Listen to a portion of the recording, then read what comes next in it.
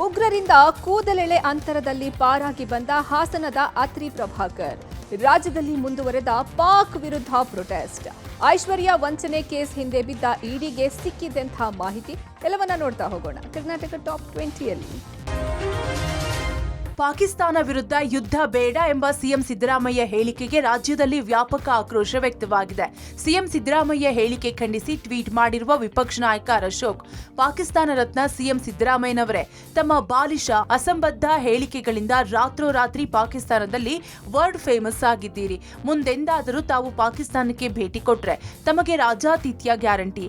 ಪಾಕಿಸ್ತಾನದ ಪರ ವಕಾಲತ್ತು ವಹಿಸಿದ ಮಹಾನ್ ಶಾಂತಿ ದೂತ ಎಂದು ಲೇವಡಿ ಮಾಡಿದ್ದಾರೆ. ಪಾಕಿಸ್ತಾನ ಸರ್ಕಾರ ತಮಗೆ ಅಲ್ಲಿನ ಅತ್ಯುನ್ನತ ನಾಗರಿಕ ಪ್ರಶಸ್ತಿ ಕೊಟ್ಟು ಸನ್ಮಾನ ಮಾಡಿದ್ರೂ ಅಚ್ಚರಿ ಇಲ್ಲ ಅಂತ ವ್ಯಂಗ್ಯವಾಡಿದ್ದಾರೆ. ದೇಶ ಅತ್ಯಂತ ಸೂಕ್ಷ್ಮ ಪರಿಸ್ಥಿತಿ ಎದುರಿಸುತ್ತಿರುವಾಗ, ಗಡಿಯಲ್ಲಿ ಯುದ್ಧದ ಕಾರ್ಮೋಡ ಕವಿದಿರುವಾಗ ಈ ರೀತಿ ಶತ್ರು ರಾಷ್ಟ್ರದ ಕೈಗೊಂಬೆಯಂತೆ ವರ್ತಿಸುತ್ತಿದ್ದೀರಲ್ಲ, ನಿಮ್ಮಂತವರು ಸಾರ್ವಜನಿಕರ ಬದುಕಿನಲ್ಲಿ ಇರುವುದೇ ನಮ್ಮ ದೇಶದ ಅತ್ಯಂತ ದೊಡ್ಡ ದುರಂತ ಅಂತ ಕಿಡಿಕಾರಿದ್ದಾರೆ. ಪಹಲ್ಗಾಮ್ನಲ್ಲಿ ಉಗ್ರರ ನರಮೇಧ ಪರಿಣಾಮ ಕಾಶ್ಮೀರದಿಂದ ಬೆಂಗಳೂರಿಗೆ ಬರಬೇಕಾಗಿದ್ದ ಡ್ರೈ ಫ್ರೂಟ್ಸ್ ಹಾಗೂ ಹಣ್ಣುಗಳ ಸಪ್ಲೈನಲ್ಲಿ ಕೆಲವೆಡೆ ವ್ಯತ್ಯಯವಾಗ್ತಾ ಇದೆ.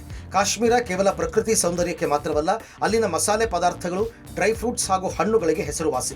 ಕಾಶ್ಮೀರದಿಂದ ದೇಶದ ನಾನಾ ಭಾಗಗಳಿಗೆ ಡ್ರೈ ಫ್ರೂಟ್ಸ್ ಸಪ್ಲೈ ಆಗ್ತಾ ಇತ್ತು. ಅದರಲ್ಲೂ ಶ್ರೀನಗರ, ಜಮ್ಮು ಮತ್ತು ಪಹಲ್ಗಾಮ್ನಿಂದ ಡ್ರೈ ಫ್ರೂಟ್ಸ್ ಪೂರೈಕೆ ಆಗ್ತಾ ಇತ್ತು. ಆದರೆ ಕಳೆದ 2 ದಿನಗಳಿಂದ ಬೆಂಗಳೂರಿಗೆ ಕಾಶ್ಮೀರದ ಡ್ರೈ ಫ್ರೂಟ್ಸ್ ಪೂರೈಕೆ ಆಗಿಲ್ಲ. ಇದರಿಂದ ಡ್ರೈ ಫ್ರೂಟ್ಸ್ಗಳ ಬೆಲೆ ಏರಿಕೆಯಾಗುವ ಆತಂಕ ಹೆಚ್ಚಾಗಿದೆ. ಕಾಶ್ಮೀರದಿಂದ ಬರ್ತಾ ಇದ್ದ ಕಾಶ್ಮೀರಿ ಕೇಸರಿ, ಅಂಜೂರ, ಚಿಕ್ಕ ಬಾದಾಮಿ, ವಾಲ್ನಟ್, ಕಾಶ್ಮೀರ ಹನಿ, ಶುಗರ್, ಬಾದಾಮಿ ಸೇರಿದಂತೆ 20 ರಿಂದ 25 ತರಹದ ಒಣಹಣ್ಣುಗಳ ಬೆಲೆ ಏರಿಕೆಯಾಗುವ ಸಾಧ್ಯತೆ ಇದೆ ಎನ್ನಲಾಗಿದೆ. ಪಹಲ್ಗಾಮ್ನಲ್ಲಿ ನಡೆದ ಉಗ್ರರ ನರಮೇಧದಿಂದ ಕೂದಲೆಳೆ ಅಂತರದಲ್ಲಿ ಪಾರಾಗಿದ್ದ ಹಾಸನದ ಅತ್ರಿ ಪ್ರಭಾಕರ್ ತಮ್ಮ ಹುಟ್ಟೂರಿಗೆ ವಾಪಸ್ಸಾಗಿದ್ದಾರೆ.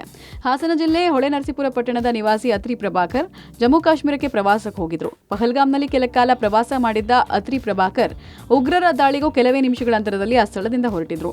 ಇನ್ನು ಉಗ್ರರ ದಾಳಿ ಸುದ್ದಿ ಕೇಳಿ ತಬ್ಬಿಬ್ಬಾದ ಅತ್ರಿ ಪ್ರಭಾಕರ್ ಜೀವ ಕೈಯಲ್ಲಿ ಹಿಡ್ಕೊಂಡೇ ಕಾಶ್ಮೀರದಿಂದ ಸುರಕ್ಷಿತವಾಗಿ ಮನೆಗೆ ವಾಪಸ್ಸಾಗಿದ್ದಾರೆ.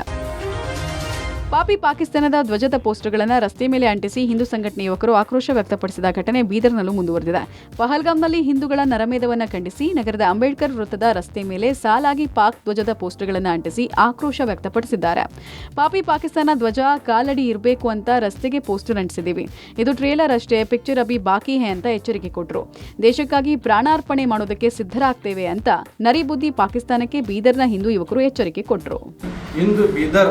ನಲ್ಲಿ ಹಿಂದೂ ಯುವಕರ ಪಾಕಿಸ್ತಾನ ಧ್ವಜವನ್ನು ಅಗೌರವ ಸೂಚಿತ ಪ್ರತಿಭಟಿಸಲಾಗಿದೆ.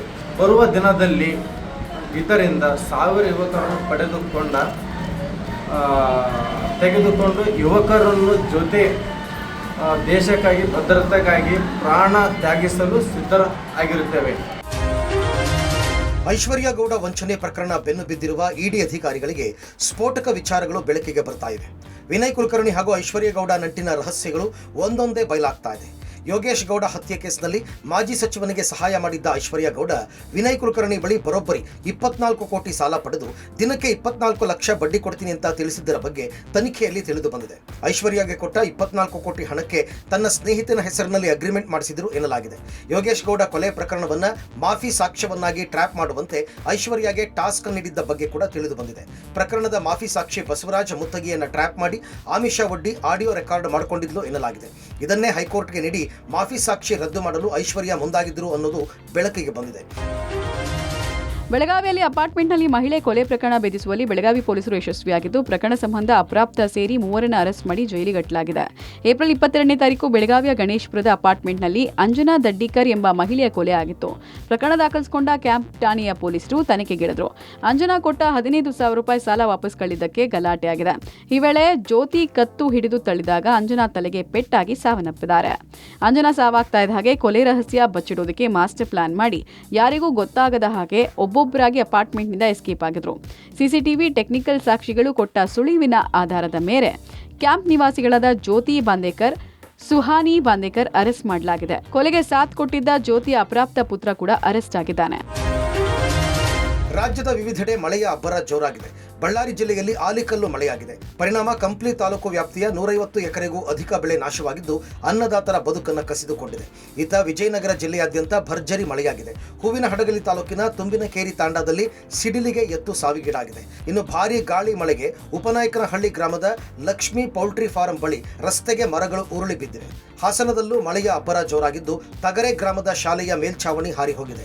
ಇತ್ತ ಬಿಸಿಲನಾಡು ರಾಯಚೂರಲ್ಲೂ ಬಿರುಗಾಳಿ ಮಳೆಯಾಗಿದೆ. ಲಿಂಗಸುಗೂರಿನಲ್ಲಿ ಕಾರ್ ಶೋರೂಮ್ ಒಂದರ ಟಿನ್ ಶೆಡ್ ಹಾರಿ ಕೋಟ್ಯಾಂತರ ರೂಪಾಯಿ ಹಾನಿಯಾಗಿದೆ. ಲಿಂಗಸುಗೂರು ಪಟ್ಟಣದ ಹೊರವಲಯದ ಬಸವ ಮೋಟಾರ್ಸ್ ಸಂಪೂರ್ಣ ಜಖಂಗೊಂಡಿದ್ದು ಬಿರುಗಾಳಿಗೆ ಕಾರುಗಳ ಮೇಲೆ ಕಬ್ಬಿಣದ ಕಂಬಗಳು ಬಿದ್ದಿವೆ. ಜಿಲ್ಲೆಯ ಹಲವೆಡೆ ಬಿರುಗಾಳಿ ಸಹಿತ ಮಳೆ ಸುರಿದಿದ್ದು ಅಲ್ಲಲ್ಲಿ ಮರಗಳು ನೆಲಕ್ಕುರುಳಿವೆ. ಮಲೆಮಹದೇಶ್ವರ ವನ್ಯಜೀವಿ ವಲಯ ವ್ಯಾಪ್ತಿಯ ಸುಂಕದಕಟ್ಟೆ ಅರಣ್ಯ ಪ್ರದೇಶದಲ್ಲಿ ಹುಲಿ ಕಂಡು ಪ್ರವಾಸಿಗರು ಹರ್ಷ ವ್ಯಕ್ತಪಡಿಸಿದ್ದಾರೆ.